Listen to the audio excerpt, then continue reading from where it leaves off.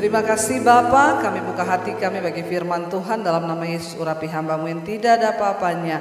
Dalam nama Yesus kami sambut firman-Mu. Sama-sama katakan amin. Silahkan duduk Bapak Ibu yang terkasih. Ya, ketika Yusuf ada di rumah Potifar, ayat yang ke-6 di sana dikatakan, segala miliknya diserahkan pada kekuasaan Yusuf, dan dengan bantuan Yusuf ia tidak usah lagi mengatur apa-apapun selain daripada makanannya sendiri.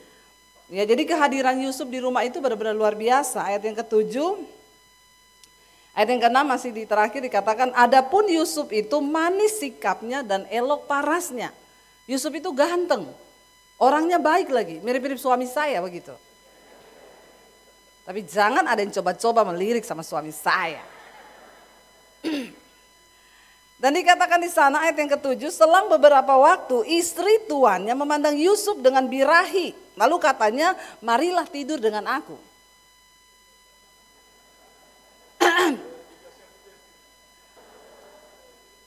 Ya, perlu disiarkan karena banyak pelakor. Apa itu pelakor? Pelatih kor. Jangan dulu punya negative thinking ya. Jadi Yusuf ini ganteng, elok parasnya, ya kelakuannya manis, diincer sama Tante Potifar. Saya mau tanya, Potifar itu seorang pejabat di Mesir. Kira-kira istrinya cantik enggak? Kenapa Anda tahu? Sok tahu. Ya saya bisa bilang cantik, kenapa? Saudara lihat orang Mesir itu. Yang paling jelek di Mesir tuh paling cantik di Manado. Percaya saya, bodinya tinggi, hidungnya mancung. Pokoknya orang Mesir itu cantik-cantik, cakep-cakep. Jadi saya percaya kalau istrinya Potifar itu cantik. Lalu dikatakan di sana, ya, selang beberapa waktu istri tuannya memandang Yusuf dengan birahi, lalu katanya, marilah tidur dengan aku. Ayat 8, tetapi Yusuf menolak dan berkata kepada istri tuannya itu, dengan bantuanku, tuanku itu tidak lagi mengatur apa-apa di rumah ini. Dan ia telah menyerahkan segala miliknya kepada kekuasaanku. Bahkan di rumah ini ia tidak lebih besar kuasanya daripadaku. Dan tiada yang tidak diserahkannya padaku selain daripada engkau. Sebab engkau istrinya. Bagaimanakah mungkin aku melakukan kejahatan yang besar ini dan berbuat dosa terhadap siapa? Bukan terhadap Potifar. Bukan terhadap bosnya, tapi terhadap Allah. Yang berikutnya saya tambahkan satu poin saja. Kenapa Yusuf diberkati Tuhan dan mimpinya menjadi kenyataan? Karena Yusuf tidak maniso. Dengar baik-baik, Yusuf itu tidak maniso, tidak kegatelan. Amin bapak-bapak. Amin ibu-ibu. Biar saja di Manado ini mesti pedis. Mesti bagian yang rica-rica. Soalnya kalau cuma firman yang biasa tidak mempan. Ya, di sini kantong Kristen. Mari kita menjadi berkat dan kesaksian di tengah kota kita, di mana kita membawa nama Tuhan. Katakan amin. Saya berdoa tidak lagi ada orang Kristen selingkuh. Enggak ada perempuan-perempuan jadi pelakor. Rebut suami orang. Kalau ada saya dapat, saya baptis ulang. Saya rendam 20 menit. Biar buka mata langsung di rumah Bapa di sorga. Lebih baik tubuhmu binasa tapi jiwamu selamat. Saya itu saudara dengar, kasus terbanyak yang saya dapat nih di konseling ini adalah perselingkuhan. Persinahan. Kenapa mimpi Yusuf dijawab Tuhan? Kenapa mimpi Yusuf terwujud? Karena Yusuf enggak kegatelan. Jadi orang Kristen jangan kegatelan. Saya mau bilang nih sama perempuan-perempuan Kristen, pakai baju tuh yang pantas pakai. Bilang amin. Pokoknya untuk yang wanita pakai, yang atas jangan terlalu ke bawah, yang bawah jangan terlalu ke atas. Kalau mau jahit baju, bilang begitu. Amin. Ini ya, pakai baju paha sudah paling kemana-mana, lebih murah itu pahamu daripada paha Kentucky. Masih ada lebih nilai itu paha Kentucky daripada pahamu orang Kristen. Alkitab bilang, kalau laki-laki melihat perempuan, lalu tergeraklah hatinya jadi birahi, itu dia sudah berdosa dalam hatinya. Pertanyaannya, kenapa laki-laki bisa birahi lihat perempuan? Tentu ini perempuan juga bawa roh najis. Iya enggak bapak-bapak? Bapak begini-begini di depan ini. Maksudnya apa ya Pak Pendeta? Pak Pendeta begini-begini. Apalagi kalau pergi gereja ibu-ibu, tolong pakai baju yang pantas. Jangan pakai rok mini, duduk lagi di muka, pangku kaki begini. Makanya kadang-kadang pendeta itu lagi khotbah tiba-tiba, oh haleluya. Kalau yang bahasa roh dia bahasa roh sikar, bala. Kadang-kadang jadi tak salah, lama-lama asik lama-lama.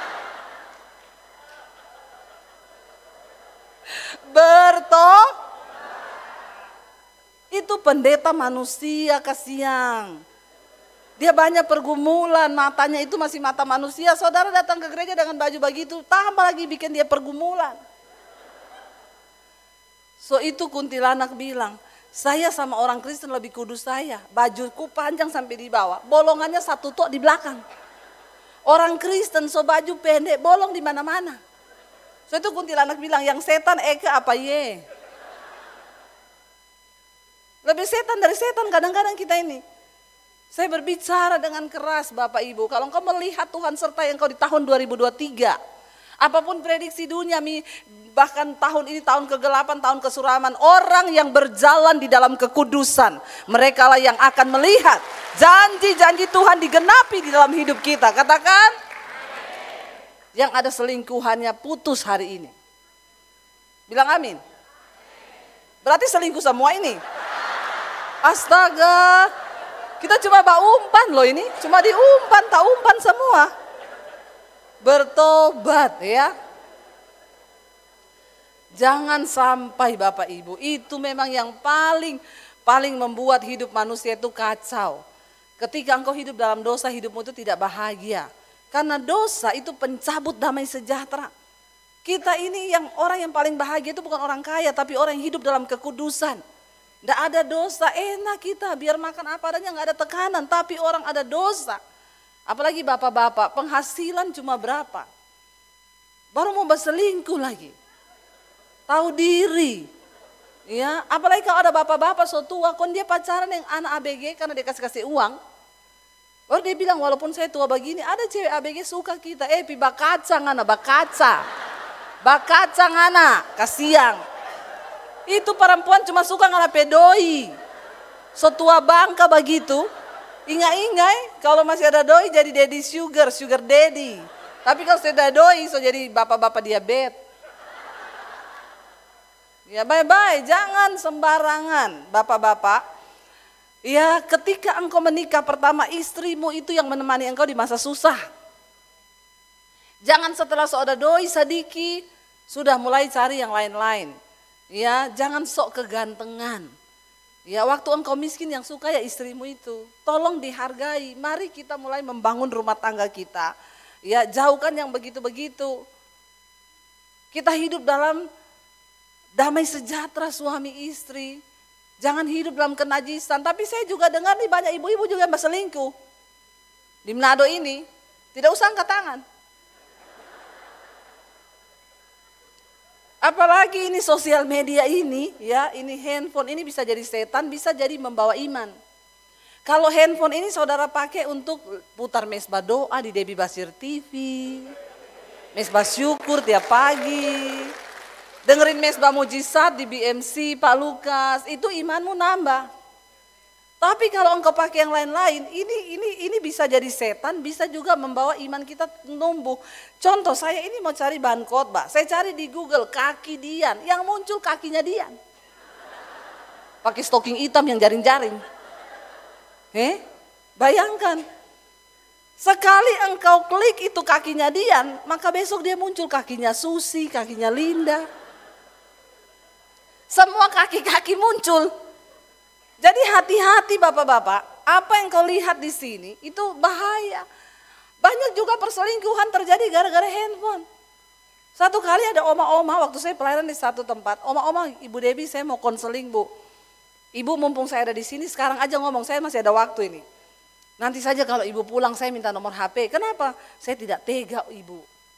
Saya pulang dia telepon, Bu saya oma yang tadi Bu, yang umur 60. Kenapa? Doakan saya Ibu, saya jatuh. Saya bilang makanya oma kalau jalan hati-hati. Apalagi musim hujan. banyak tapalisi di kamar mandi, terpleset. Oma berjalan hati-hati, dia bilang, bukan itu Ibu Debbie jatuhnya. Kan kita bayangannya orang 60 tahun jatuh apa? Tapalisi toh, kepleset kan. Ternyata dia bilang, bukan itu Ibu Debbie, apa Oma jatuhnya? Saya selingkuh. Saya langsung nomor 1 yang saya tanya sama itu Oma, Oma minum vitamin apa? Umur 60 tahun selingkuh Oma, oh Tuhan. Itu vitamin memang hebat sekali. Makanya Oma-oma jantal banyak minum vitamin. Itu libido naik terus. Minum saja jahe, kencur, serai. Itu lebih sehat. Dia bilang begini Ibu ceritanya awalnya, saya ini jaga cucu di rumah anak. Kerjaan saya jaga cucu di rumah anak. Terus cucu saya tuh bilang, Oma main Facebook enggak? Tidak, kenapa? Itu HP-nya Oma canggih loh. Jadi kenapa? Mari saya bikinin Oma akun Facebook. Hati-hati Oma-oma, sekarang cucu-cucu bisa menyesatkan. Menyesatkan Oma-oma. Jadi berjaga-jagalah karena setan pakai cucu juga. Akhirnya Oma kasih HP-nya, di download aplikasi Facebook. Dia bikinin akunnya Oma, sini Oma saya foto Oma, sudah. Oma punya kenalan lama enggak? Teman sekolah Oma dulu. Orang normal ditanyain kenalan lama, yang dia ingat siapa?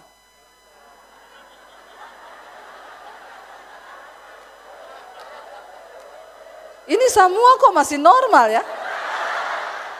Masih ada yang ingat mantan di sini? Bertobat loh ya.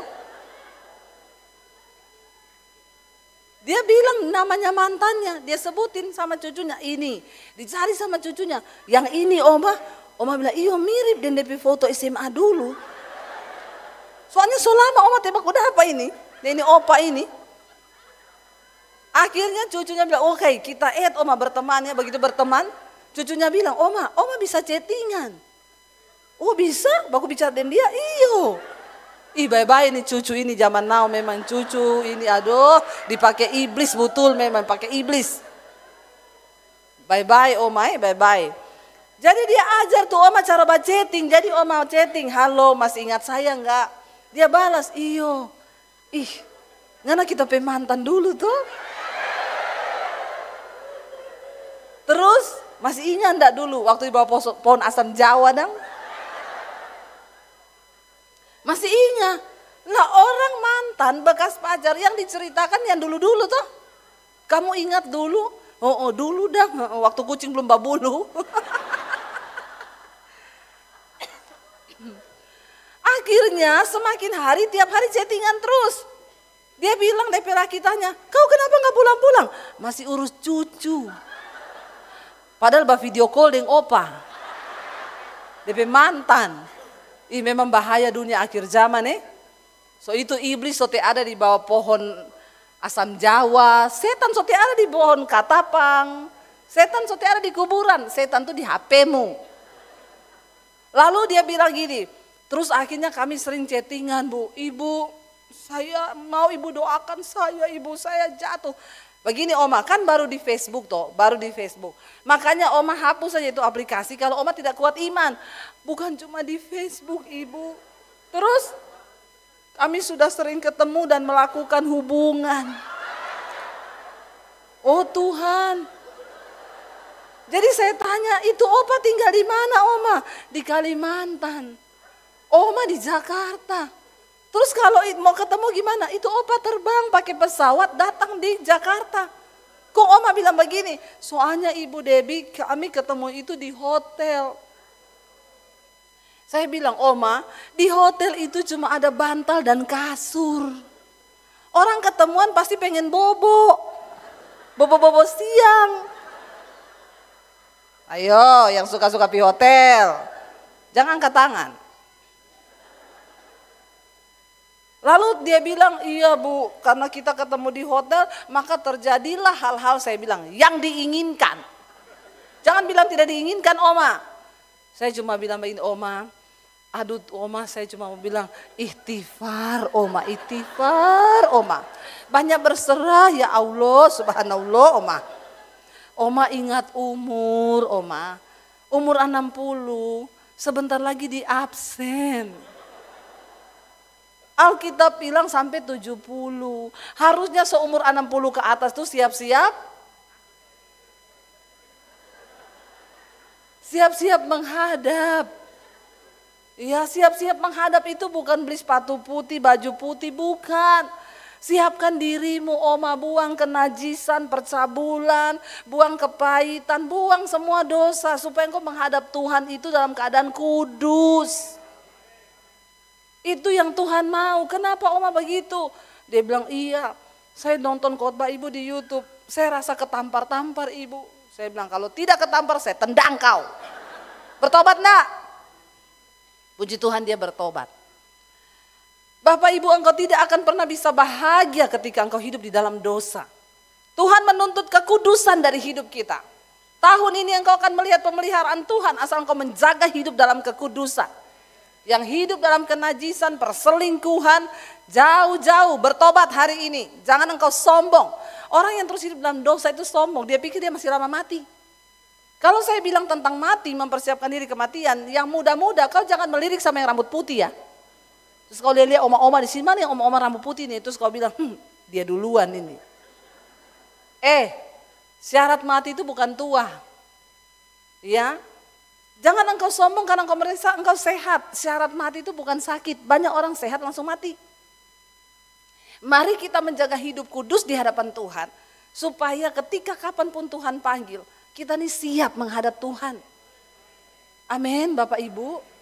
Walaupun miskin, tapi hidup kudus itu enak, sejahtera, bahagia. Sebaliknya engkau punya banyak duit, engkau hidup dalam dosa, hidupmu tidak akan bahagia. Ya, percayalah, hanya ketika kita hidup dalam kekudusan. Ketika Yusuf dicobai, dia bilang, aku tidak mau berdosa terhadap Allah. Dia nggak bilang aku nggak mau berdosa terhadap Pak Potifar. No, saya tidak mau berdosa terhadap Allah. Bapak-bapak, engkau mungkin bisa sembunyi dari istrimu. Istrimu nggak tahu apa yang kau lakukan di luar sana. Tapi Tuhan melihat. Setan juga melihat. Jangan sampai di gereja tadi nari-nari. Lebih dari pemenang. Tadi siang itu ya. Tadi lagunya apa itu? Nari-nari. Jangan sampai ya. Setan bilang biar saya nari-nari di gereja. Di gereja dorang lebih dari pemenang. Di luar orang bikin dorang keok. Ya. Jangan sampai Bapak Ibu, kita ini di gereja hebat lompat-lompat. Setan bilang lihat, biarin aja dia lompat. Yang penting dia pulang hidupnya gak berubah. Yang penting dia pulang dia tetap bersinah, dia tetap judi, dia tetap merokok. Ya, bertobat. Ya, siapa di sini yang masih merokok? Nggak usah angkat tangan. Saya bisa lihat dari sini yang masih merokok bapak-bapak ini. Ibu-ibu juga ada. Kenapa saya bisa tahu? Di kepalamu ada asap. Putih-putih ya begitu ya. Ayo kita bertobat, hidup dalam kekudusan. Bagi orang yang sungguh-sungguh berjuang hidup dalam kekudusan, Tuhan itu tidak pernah kurang cara. Saudara, tadi Pak Lukas sampaikan tentang mimpi. Apapun yang kita mau, apapun yang kita mimpikan. Alkitab berkata Tuhan itu menggenapi keinginan orang benar. Ketika engkau punya keinginan digenapi Tuhan. Saya ingat ketika saya diusir dari rumah tahun 95 karena saya terima Yesus. Saya disuruh memilih Yesus atau keluarga. Papi saya bilang kalau kamu pilih Yesus tinggalkan keluarga. Kamu tidak punya keluarga. Akhirnya saya tinggalkan keluarga saudara. Saya terima Yesus tahun 95, 96 ketahuan, 96 saya diusir dari rumah. Saya pergi dari kota Poso saya ke kota Palu. Di sana di kos-kosan saya tinggal di situ. Ketika saya berdoa, saya bilang Tuhan engkau mau bawa kemana hidupku. Aku mau menyerahkan hidupku dipakai Tuhan. Tiba-tiba ketika saya sedang berdoa, saya mendapat penglihatan. Saya berdiri satu mimbar, itu manusia puluhan ribu di bawah. Tuhan berkata, satu saat engkau akan melihat itu. Aku akan bawa engkau akan melayani ribuan orang. Dan ceritakan tentang kasihku kepada mereka. Saya nangis di situ, dalam hadirat Tuhan, saya melihat penglihatan itu. Tuhan berkata, bangsa-bangsa akan menantikan pengajaranmu. Pulau-pulau akan menantikan pengajaranmu. Saya buka mata, habis amin, di hadirat Tuhan luar biasa. Begitu buka mata, saya lihat pakaian cucian di kos-kosan. Karena untuk bisa numpang makan di situ, saya cuci baju anak kos, saya nyapu, nyetrika, saya ngepel. Ya, waktu saya buka mata pakaian cuci. Tapi saya tidak pernah membiarkan mimpi itu mati. Mimpi yang dari Tuhan. Kalau Tuhan yang mengucapkannya itu pasti terjadi. Saya cuma bilang, Tuhan, aku mau Tuhan untuk mengalami apa yang sudah Tuhan janjikan itu. Apakah 1-2 tahun? No. Pak Lukas perjuangannya di Amerika itu lama. Pak Lukas ini dulu dosen saya di Makassar. Tapi dulu waktu muda, tadi beliau bilang keren. Enggak saudara, dulu beliau muda itu gendut. Kayak bapak-bapak. Sekarang malah jadi kayak cowok-cowok ya. Karena ya sudah banyak di Amerika mungkin ya, beliau nge-gym, lebih sehat, lebih baik lah. Dulu enggak, saya aja dulu tidak tertarik. Maaf ya Pak. Ya tapi sekarang luar biasa saudara ya. Bayangkan loh, pergi berniat mengejar kekasih hati. Sampai di sana ditolak, emang enak. Ya, saya pikir beliau bilang mau ke Niagara itu mau terjun saudara. Ternyata tidak, air matanya itu sederas ya Niagara waktu itu. Kita bisa merasakan lah ya, kasihan ya saudara ya. Kasihan sih kalau menurut saya kasihan. Kasihan sekali, saya bisa merasakan kelucuannya. Ya ditolak loh ya, tapi sekarang nyesel loh Pak. Katanya, nikah sama pendeta makan apa? Belum tahu dia. Ya, sekarang Pak Lukas dipakai Tuhan luar biasa, mimpi itu menjadi kenyataan. Saya melihat bagaimana Tuhan mewujudkan mimpi. Saya tetap dalam penderitaan, enggak 1-2 tahun, bertahun-tahun bahkan puluhan tahun mengikut Yesus. Hari ini saya cuma mau bilang, mungkin engkau belum melihat mimpimu menjadi kenyataan. Yesus itu sanggup melakukan lebih banyak dari yang kita doakan. Yesus itu sanggup melakukan lebih banyak dari yang kita harapkan. Ya karena itu jangan pernah berhenti bermimpi. Ini suami saya, namanya Daniel Adi Purnomo. Jangan ada yang coba-coba melirik. Apalagi nanti ibu-ibu ya, saya kemarin pelayanan KKR di Palu, 1.500 orang begitu selesai ibadah, semua mau foto. Jadi saya direbut, saya tuh udah mau mati, mau pingsan di situ, ribuan orang mau foto sama saya. Akhirnya saya ditarik sama panitia, saya lari ke belakang, suami saya tertinggal. Astagfirullah, subhanallah. Jadi keroyokan ibu-ibu. Suami saya diajak selfie semua. Ada yang nyandar di bahunya. Baru mereka upload di Facebook. Jadi saya komen, ibu jangan posting foto seperti layangan putus. Layangan embang. Bye-bye ya. Jadi saya bahaya ini, bahaya. Jangan kau foto dengan Pak Lukas terus kau minta selfie. Sandar-sandar di bajunya Pak Lukas, jangan saudara ya. Boleh kalau mau foto, saya itu tidak keberatan. Tapi diatur yang tertib dan rapi supaya kita semua bisa ya sama-sama sejahtera saudara. Hari ini saya cuma mau bilang jangan biarkan mimpimu mati. Tidak ada kata terlambat. Ya, Tuhan itu sanggup melakukan lebih dari yang kita doakan, lebih dari yang kita harapkan. Saya undang imam musik yang lain bisa bantu. Kita bangkit berdiri bersama. Datang pada Tuhan hari ini, angkat imanmu. Katakan kami percaya Tuhan, tidak ada yang mustahil bagi Engkau. Terima kasih Yesus.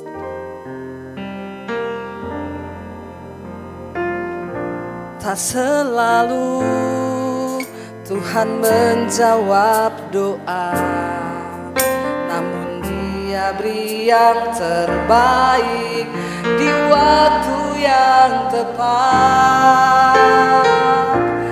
Izinkanlah Tuhan untuk bekerja, yang mustahil menjadi mungkin oleh karena percaya. Sekali lagi saudara, katakan dengan iman. Selalu Tuhan menjawab doa, namun Dia beri yang terbaik di waktu yang tepat. Izinkanlah Tuhan untuk bekerja, yang mustahil menjadi mungkin oleh karena percaya.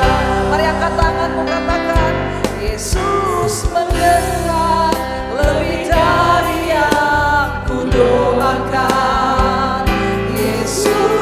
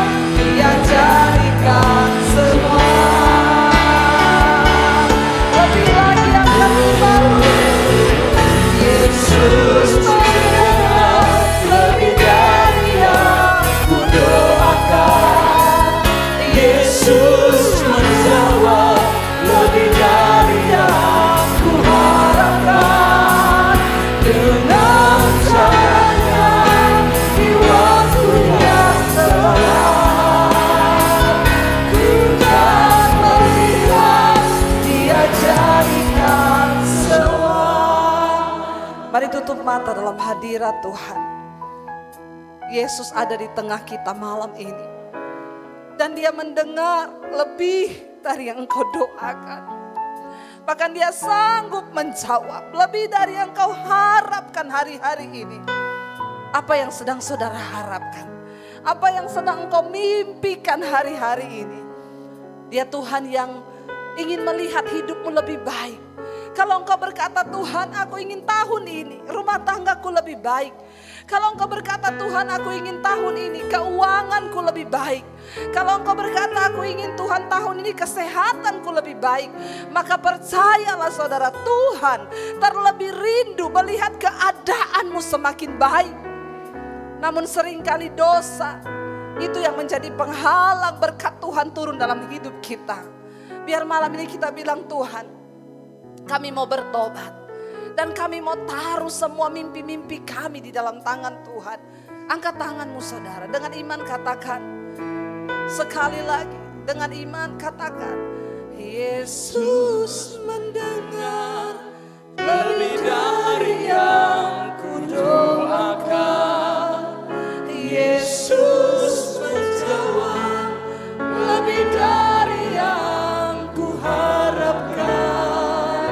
Dengan caranya di waktu yang tepat, ku kan melihat dia jadikan semua.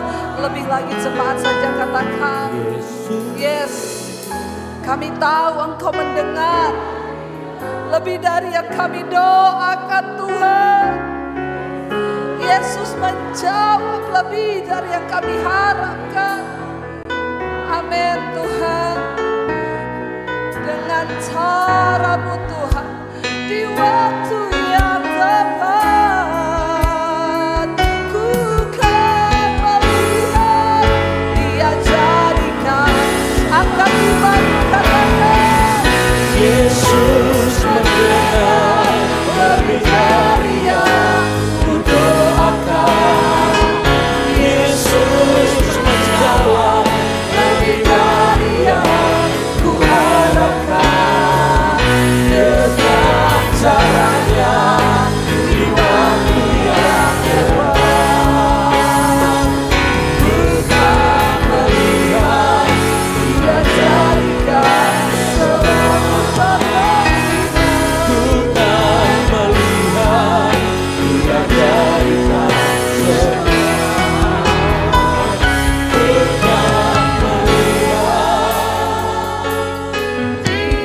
jadikan semua.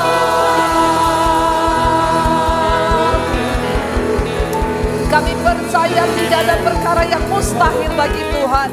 Tahun ini menjadi tahun penggenapan mimpi-mimpi kami.